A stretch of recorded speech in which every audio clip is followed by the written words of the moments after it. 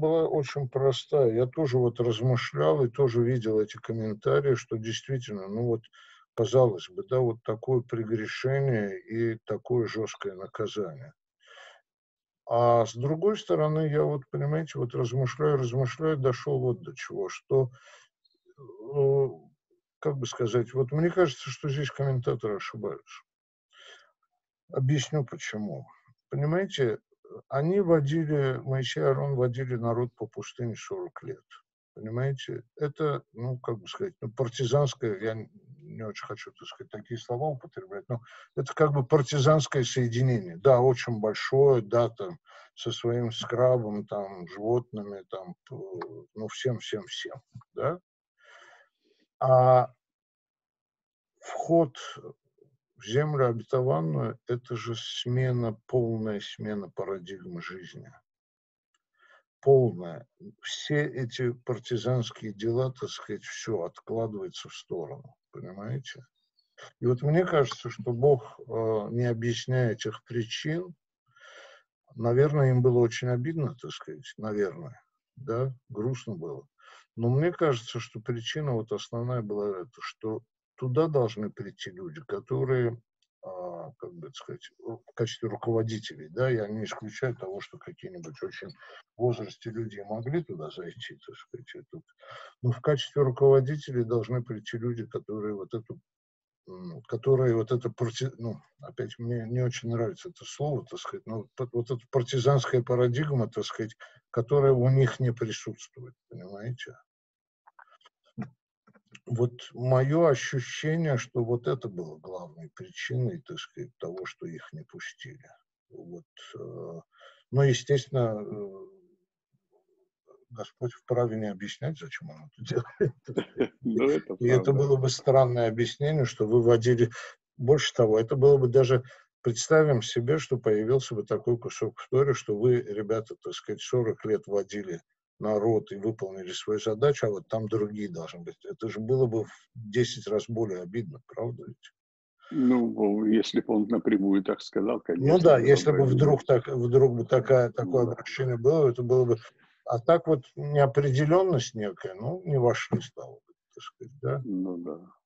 Вот. Объяснений много, а вот то, что касается того, что вы сказали, есть похожие комментарии, которые говорят, вот такая форма управления себя исчерпала.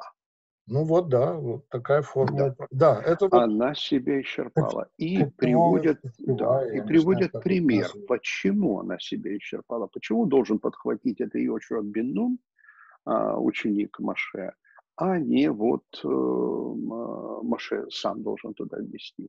И говорится о том, что почему упоминается история со скалой и двумя ударами по этой скале, берется первое, что сказал Моше, а он сказал, ах, вы бунтовщики. И Аарон к Моше говорит, не из этой ли скалы? То есть вот это такое пренебрежительное. И там выражение, не из этой ли скалы нам добыть вам воду. То есть не Бог будет делать, а мы будем делать. Да, То есть да, они себя постулируют как руководители, и они ответственны, и, в общем, мы. В отличие от Давида, который говорит не я, но ты, и да. так далее. Вот, это первое. Он сердится на них, он их обзывает бунтовщиками. А второе, он бьет. И там один из комментариев, почему в первом случае, когда он добывал воду, Бог сказал, ударишь посохом, и вода пойдет, а во втором случае сказал, поговори. В данном случае Цур, скала, а, а, комментатор видит как народ Израиля. Мы говорили о том, что Моше и в нужную минуту, в трудную минуту он поступает жестко. Сначала левиты убирают 3000 человек, потом умирают еще люди, там 14 тысяч от эпидемии. Это жесткие и со стороны Моше, и со стороны Всевышнего, жесткие методы управления, потому что тогда по-другому было трудно из-за неустойчивости еще ни религии, ни самосознания как народа. И вот эта неустойчивость, она могла в любую сторону Непривязанности повернуть. к месту, так сказать, Да. все И вот вместе, так сказать, да. приходилось принимать волевые какие-то методы управления. И за 40 лет, это комментатор говорит, за 40 лет народ Израиля вырос, повзрослел. А взрослому человеку нельзя давать подзатыльника, как ребенку.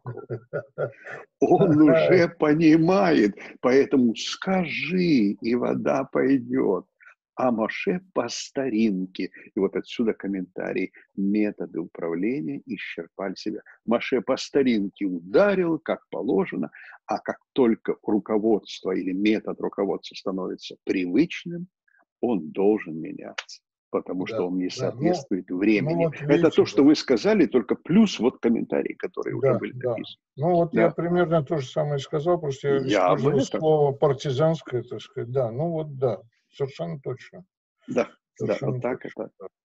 То есть мы с вами думаем правильно, в нужном направлении. В этом прелесть находить соратников, находить собеседников в средние века, в Испании, в Италии, в Германии, потому что мы вдруг понимаем, да мы одинаково думаем. В этом красота размышления над словами Торы. Да. Но я вам скажу, что даже если бы по-разному, я представляю вот в тех же средние века, какое удовольствие получали люди вот просто от этого интеллектуального общения, так сказать. Конечно, Это конечно. даже если по-разному, но кто-то к какой-то точке зрения приходил или наоборот отвергал, шел дальше думать. Это же вот это на самом деле это и сохранило народ, так сказать, за все эти века. Иначе бы, так сказать, ну, как бы сказать, погрязли бы, так сказать, в этом землепашестве и в этом скотоводстве, так сказать, да, вот.